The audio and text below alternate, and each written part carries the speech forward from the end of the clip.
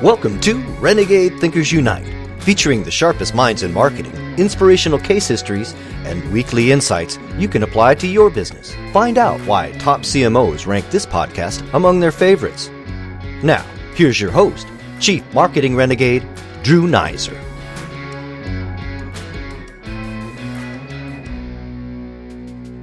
Hello, and welcome to a very special, different, and bizarre episode of Renegade Thinkers Unite. Today's guest is Drew Neisser, and I'm going to be doing something really silly. I'm going to be going back and forth between two microphones, interviewing myself, and trying to be the guest that I've always hoped I might be on someone else's show. All right, so first thing we're going to do is kick off with a little Renegade rapid fire. So Drew, what's your definition of marketing? Well, marketing is anything and everything that impacts the attitudes, behaviors, and purchase intent of a prospect or customer. Wow, that's a rather broad definition of marketing, don't you think, Drew? Well, it is, but I do think that marketing is just about everything that can have an impact on the brand. That's why I spend so much time thinking about employees and the way they influence a brand and the way a consumer engages with a particular brand. So yeah, a broad definition because there's lots for a marketer to do. Okay, so what do you see as the primary role of the chief marketing officer, those folks that you've interviewed, 300 or so? Yeah, that's about right. I think we rounded 300 in towards the end of 2018. Anyway, so the primary role of a CMO is 1, set the vision, 2, build the team, and 3, allocate the resources to achieve the vision and make sure that the team can do what they're supposed to be done. Well, that sounds pretty much like the role of any leader. That could be the same for a chief executive officer. Isn't that right? Yeah, I really think that a CMO that wants to be in the board suite and be on the team needs to act like a leader. I refer back to episode 99 in Greg Welch and the importance of being a leader and what it means to be a leader. And that's set the vision, build the team, allocate the resources. So from there, life can be good because if you achieve your vision, if you have the right team, you'll achieve your vision. If you give them the resources that they need, the vision will be realized. Okay, so what's your favorite part of your job, Drew? We won't talk about a CMO. Well, believe it or not, my favorite part of the job is learning. I love these interviews. I love the chance to pick the brains of chief marketing officers and really get maybe under their skin a little bit, but just try to understand what their motivations are and how they are tackling challenges in new and fresh ways. Okay, so what's your least favorite part of the job? Well, let me think about it. Probably having to follow up on invoices. Fortunately, these days I don't do that much, but yeah, money discussions have been never my favorite part of the marketing agency business. Okay, fair enough. So what's the best advice you were ever given? Well, I'd probably go back to Harry Truman, who said, never forget who you are and where you came from. And I'm just, a nice kid from Newport Beach, California, who loves tennis and racket sports and being outside. And of course, I ended up living the last 30 plus years in New York City and a very different than planned. But the way I think about things, it does come back from my roots as being an outgoing, friendly, optimistic individual. All right. Well, that makes sense, I guess. What is the proudest moment that you've had as a marketer? Gosh, that's hard, and I understand why that question is so hard. I suspect the proudest moment has to do with conceiving, hatching, naming, and launching the Tough Book for Panasonic. There were so many things that we did right in that launch, and it once we had named the product, it really became about constantly proving how tough it was. And so one of the things after they built the first true tough book was that we had the audacity to suggest, and then the client had the bravery to agree to letting us run on live television at the large show. It was Comdex. This goes way back. Running I think it's 6,000-pound Hummer on live television over one of these prototypes to see how tough it really was. And fortunately, it survived. The screen did crack, but the machine kept working. Okay, that does sound like a somewhat renegade thing. Is there a brand that you admire the most that hasn't already been mentioned on the show? Well, I think I have an advantage over other guests in that I've been part of every show.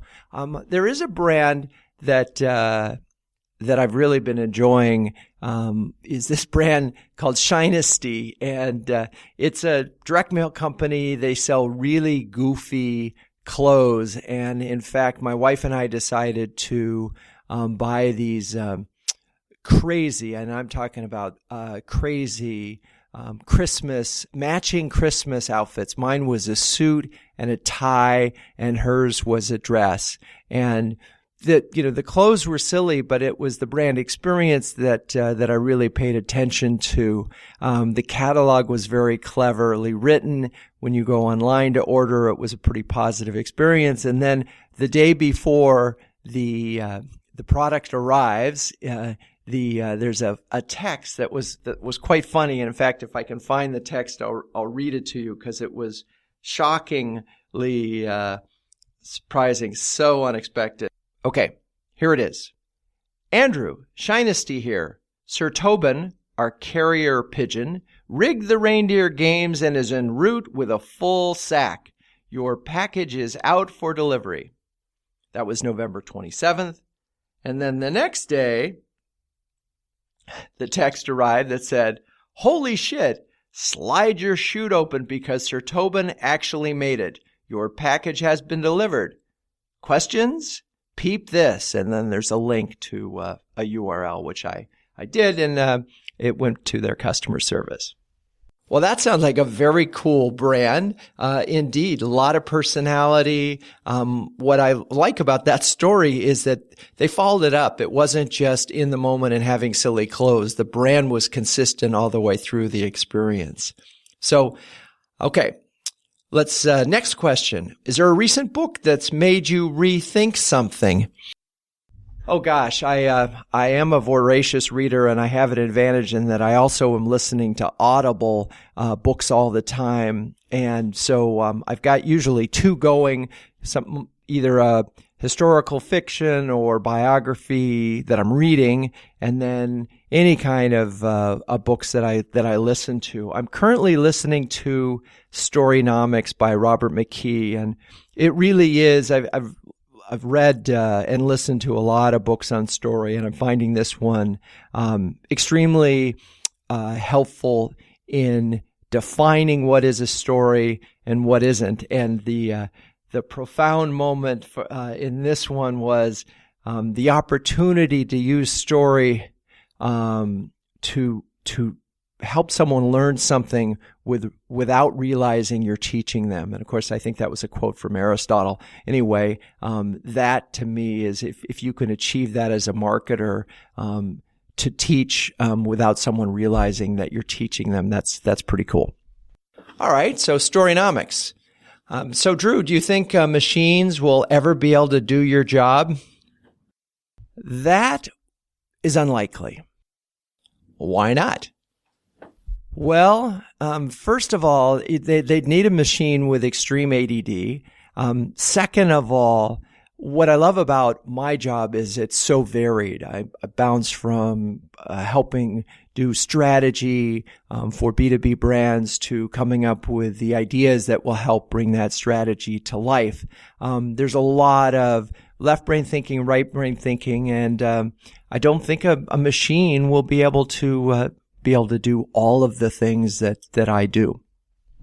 Okay, but certainly a machine will be able to help some of it. Well, I'd love it if a machine could take care of all my email. That would be awesome. Okay, that makes sense. So what would you be doing if you weren't a marketer? That's funny. I can't imagine not being a marketer. I don't see myself retiring ever. I just said that on the air. I really don't. I love this. I love this business. It is so stimulating and so challenging and so varied, and it always is changing. But if I had a chance, I suppose I would. I'd love to be a professional photographer. It would be great to actually realize an artistic dream. Very cool. All right, Drew. Well, that ends Renegade Rapid Fire. Let's take a break and see what else you can come up with. Did you know that Renegade Thinkers Unite was ranked number 2 of the top 10 podcasts for CMOs by Crackerjack Marketing? Wow, we're really honored. Now, we couldn't do that without amazing guests, and we've had some amazing CMOs on this show, and also terrific listeners like you all. If you like what we do here, please subscribe on your favorite podcast player. That way, you'll never miss an episode. Also, as a special thanks, I'd like to send you a free ebook on Renegade Thinkers. Now, for that, just email drew@renegade.com. Now let's get back to the show. Okay, we're back, and my guest is, you know who. Anyway, one of the things that I wanted to talk a little bit about with myself are some of the trends that I'm seeing on the horizon. Been working on a story for Ad Age about that, interviewed about 11, actually make that 12 different CMOs in the B2B world to see where their heads were at. And so I think I'll ask myself some of those questions, but before I do, I think the first question that I want to ask myself is, why are you talking about the recession now? So I feel like we are very much where we were in 2007. My spidey senses sort of started to tingle at that moment. And I was in a meeting at Gartner's conference, marketing sales conference in, I think it was October in Vegas. And Brett Adamson had a group of CMOs, probably 15, 20 of us in this nondescript room. And we're having this conversation about various challenges. And then Brent sort of throws out there, says, so how are you all preparing for the recession? And you could have heard a pin drop. I would have loved to have been in the room. You were in the room.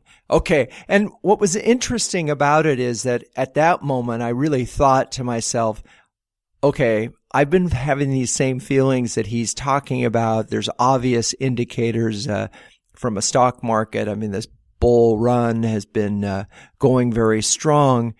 And even if the recession doesn't happen next year, it is always good to use, as they say, a crisis is a terrible thing to waste. All right, so let's talk a little bit about the recession and the kinds of things that a marketer would do differently. Well, the first point I want to make is that this is when the great marketers will shine. My uncle was Ed Neisser was a very successful financial advisor. And he used to say, look, any idiot can make money in a bull market. But it does take not necessarily a genius, but it takes somebody really, really good at their profession to do well in the recession. And I think that's where we are now, is that, because there's been this prolonged business expansion, you have marketers in their role that, you know, the rising tide has lifted all the ships and been able to cover perhaps flaws in strategy or flaws in execution or an inability to work with sales. And so a recession is going to bring those things really to the forefront. So you're saying that in a recession, the great marketers will continue to do well, but the weaker ones will probably not survive. Exactly. And so the smart marketer will recognize the critical importance of a really profound strategy, one that is deeply rooted in an insight that can work across all the communication channels, including employees, customers, and prospects. Okay, let's talk about that for a second. You're constantly talking about employees, and we know that 83% of dollars in B2B are spent on acquisition and not retention even. So why are we talking about employees on a show for CMOs and marketers? Well, we're talking about employees for several reasons. The first is that if employees don't buy what you're selling as a marketer, the chances of that actually succeeding are very thin. I mean, imagine a customer buys into, like the Shinesty example I mentioned earlier, this really fun, flavorful, different brand, that tongue-in-cheek brand, but the employees don't buy in on it. So you call the call center and it's, yeah, what do you want? That brand would fall apart at that very second, and no amount of marketing will help recover that. Okay, so that's part of the employee story, is that you have to have this consistent brand, but what else? So the other big part of employees is if they do buy your brand story, they can be tremendous brand advocates. We've had a number of people on this show, Jeannie Mullen, talking about Mercer, which is a huge company, and how she was making employee activation a top priority. We had Diana O'Brien on the show from Deloitte, another huge company, and Diana spends 50% of her time focused on communicating with employees. So if you can get the employees involved in the brand idea, you have a platform for making it real and spreading the word quite cost effectively. And I think this is going to be even more important in a downturn, because getting an employee to share content is essentially free. It's free. It's free media. Okay. So we've been talking about employees and the marketer being able to have a focused story and activating employees. What else do you think a smart marketer looking at the gloomy storm clouds ahead, what are the kinds of things that they need to prepare for? Well, one, in all likelihood, you're going to need to prepare for budget cuts. So one of the things that will really help you is to know which part of your budget is really good at driving demand gen, and knowing that you can make the argument that if we spend X dollars, we'll acquire Y customers. And as long as that number is cost effective, you should be able to defend that part of your budget. Okay, that's interesting. So you're saying basically that if you can create a demand generation engine, then you'll be able to keep your budget.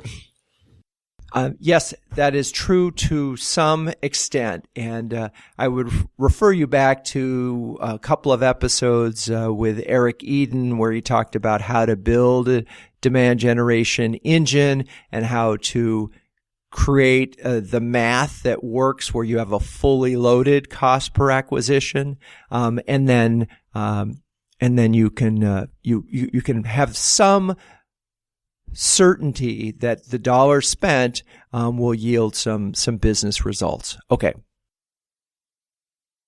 All right, that's interesting. So we can defend our demand generation budget, but I gather that defending the brand budget is going to be harder.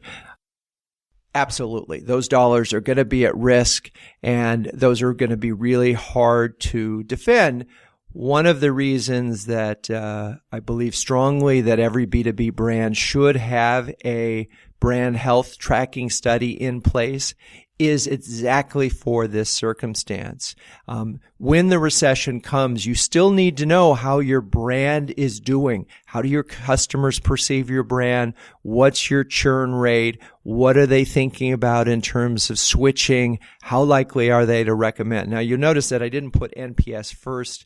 I'm increasingly dissatisfied with NPS as a a core metric. I just don't think it tells you why anything. It's a nice point in time, but it's not enough. So if we're going to do brand health research, we better really blow it out so you have a clear understanding of the perception and brand strength, so that when you stop spending, you'll notice that chances are that's going to decline, and that will be a problem for you because then your cost per acquisition is likely to go up.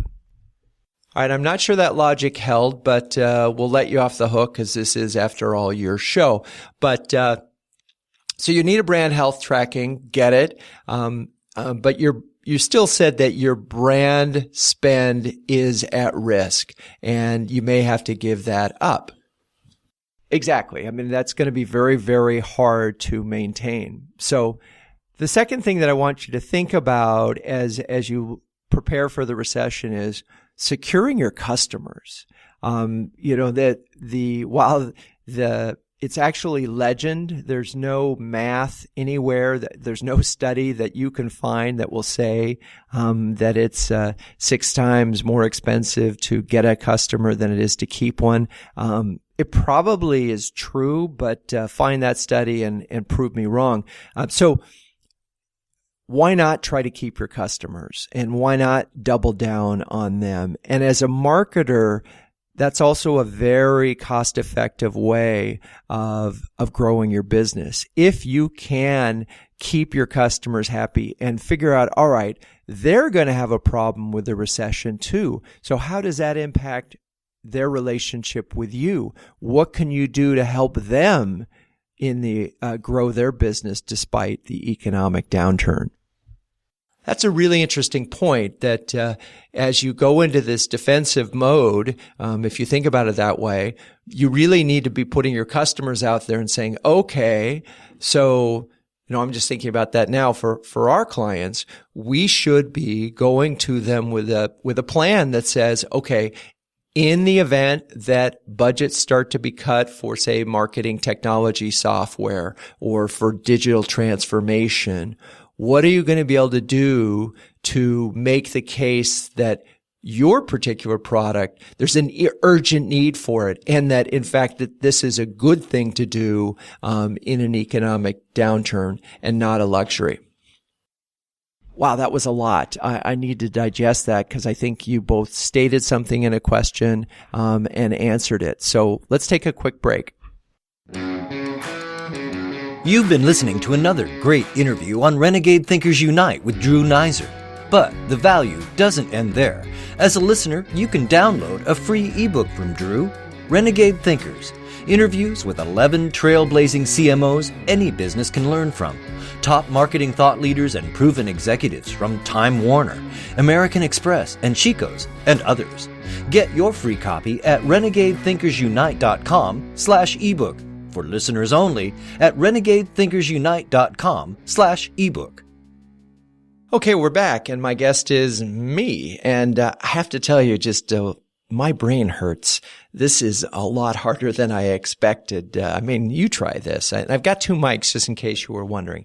All right, so we were talking about in a recession, in a downturn, turning and having a very clear, succinct brand strategy. Didn't go into that with too much detail, but focusing on employees and making sure they're on board, and then moving on to customers. All right. So having secured our employees and getting them on board, getting our customers to be even more passionate about it, and creating something for them that helps them recession-proof their business. That sounds inspired.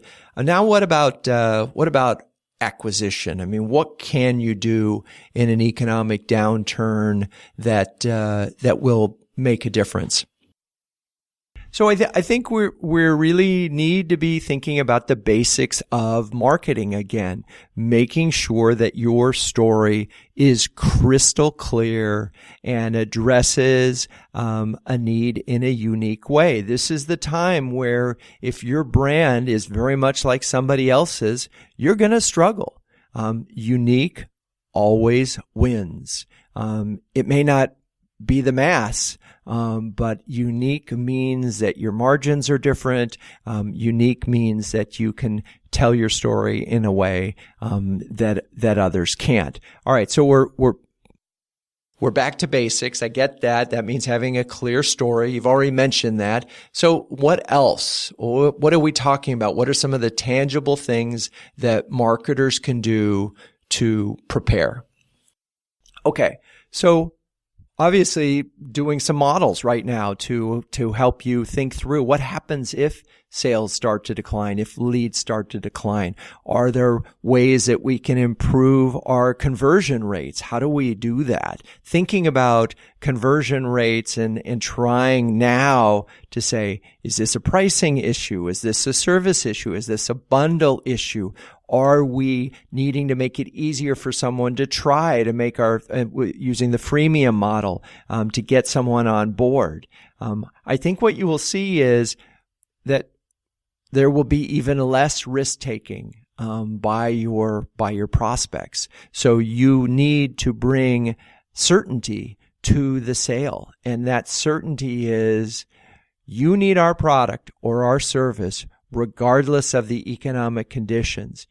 And you need to be able to state that in a way that is both rational and emotional. And there is going to be a tendency and a lot of pressure on you to focus on the rational. We're better because of these three things. That will not do it.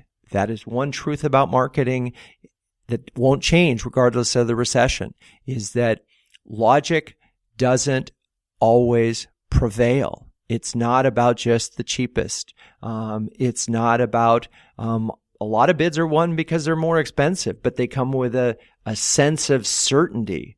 Well, we know there's no certainty in the world, yet these brands are able to communicate it through a number of things that they're doing. Okay, well, this is a little bit vague, but maybe you can be more specific. All right, well, specifically, I think this would be a good time to study up on what Brent Adamson was talking about in buyer enablement, creating as many things that make it easier for your buyer to buy. That's recognizing the 5.4 decision makers on the committee. It'll be interesting to see if in a downturn that there are more or less people on the buying committee. We can only hope for less. But regardless, there's always going to be a financial person, an IT person, a security person, and you need to anticipate those needs, and you need to be able to make sure that you have the content and tools that will enable them to make it easier. Whoever your champion is, that first person that you've engaged with that thinks this particular product or service that you're providing is critical to the organization, you need to make it easy for them to sell and persuade their peers. Right, buyer enablement. Okay, that's a good place to think about investing. Always a good place to invest. So, Drew, you've been interviewing a lot of CMOs lately, talking about trends. What are some of the things that they're saying? Because you're not a CMO, right? You are. I'm not a CMO, but maybe in my next life I will be. So let's talk about some of the things that the CMOs shared with me in the trends. Funny enough, they were equally divided between art and science, and it was fascinating. Michael Mendenhall talked about how he sees a critical importance of brand building with an organizing principle and a strong narrative that is meaningful, consistent, and differentiated. And that to him is his top priority for 2019. And it's really interesting to me because so much of Silicon Valley, he works for a company called TriNet, so much of Silicon Valley is centered around data and marketing technology. You'll remember from my interview with Megan Eisenberg from MongoDB, she mentioned 28 marketing technologies, and more recently the interview with Brian Carden also talked about a huge tech stack.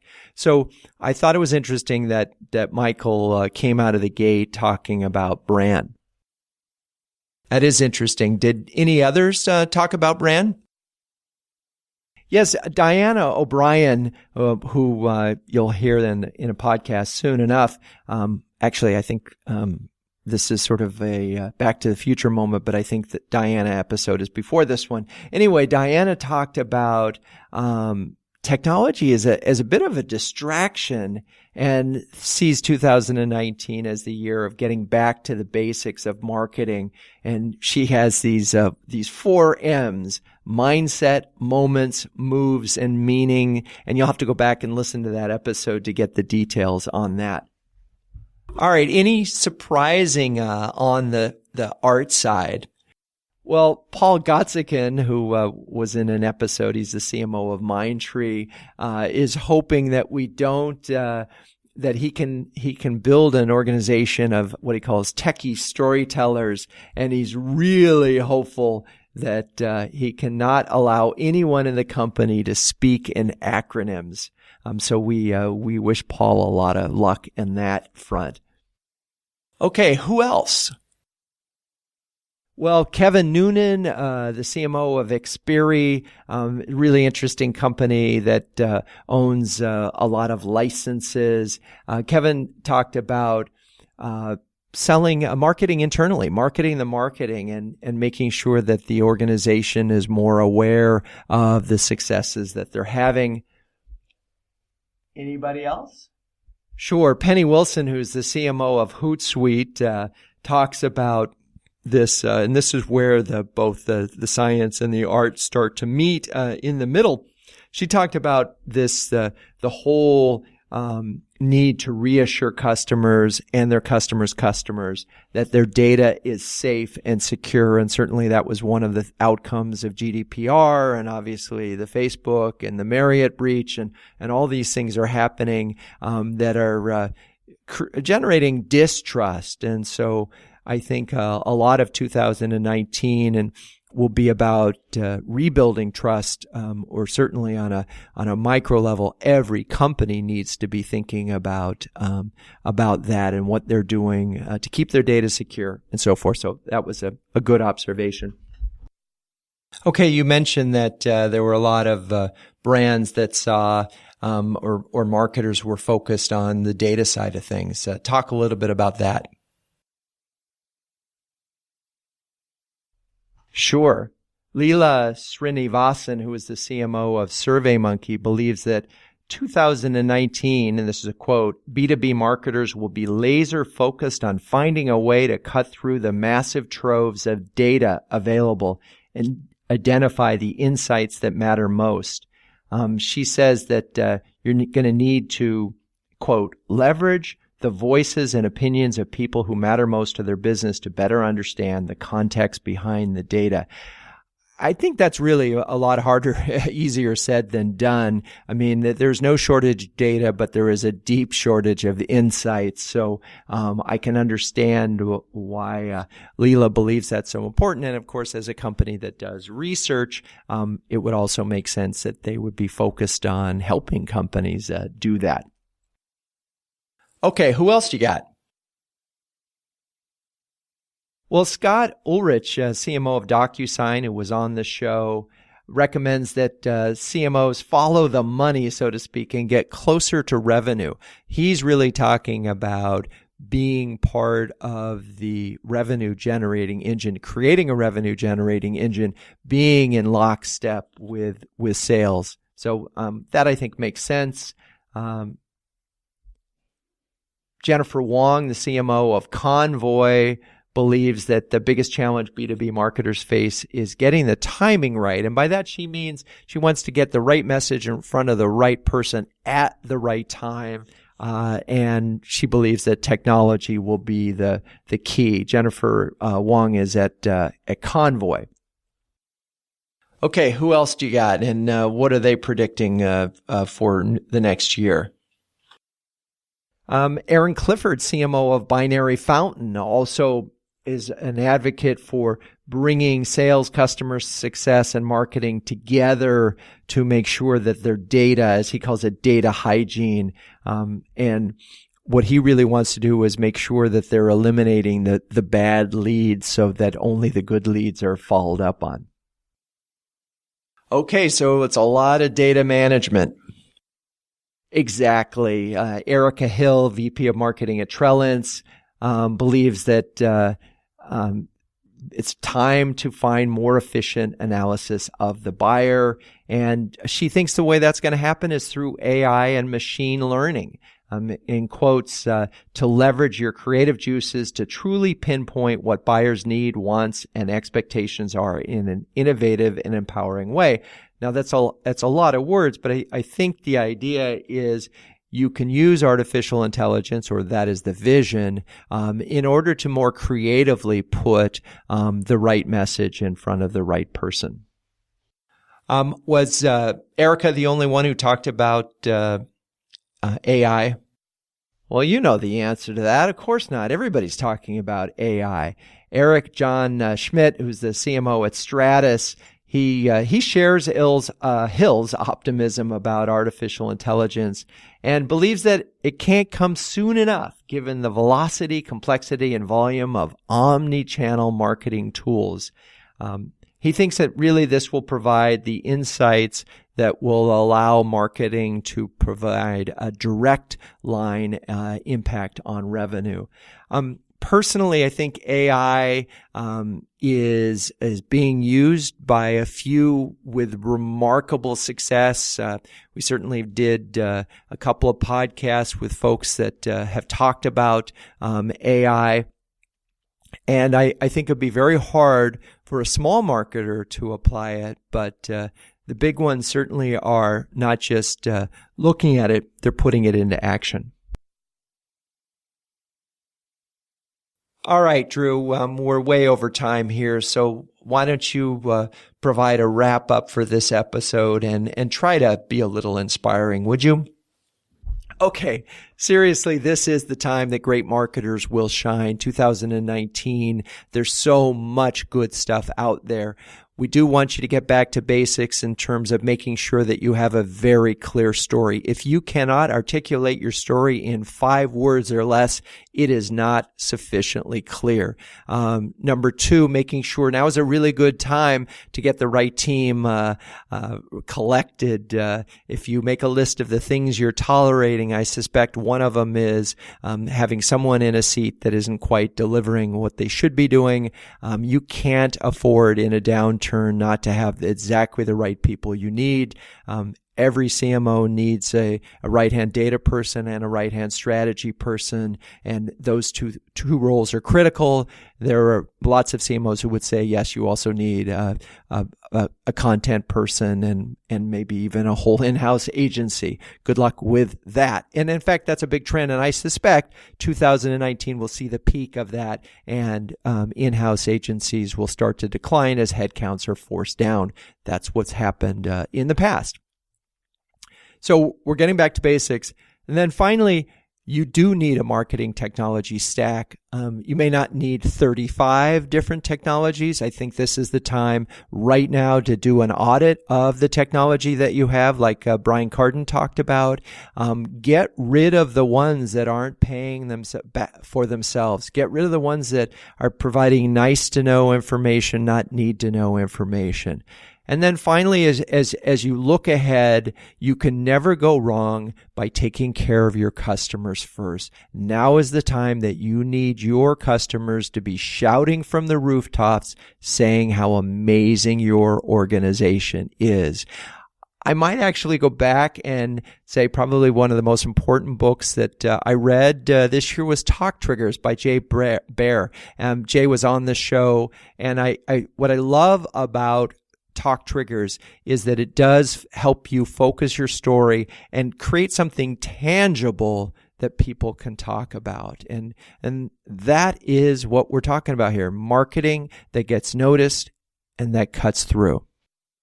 All right, Drew, that was pretty good for something on the fly.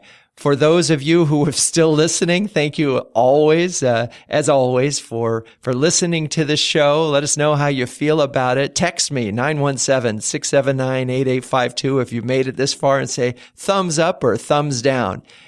And until next week, keep those Renegade thinking caps on and strong.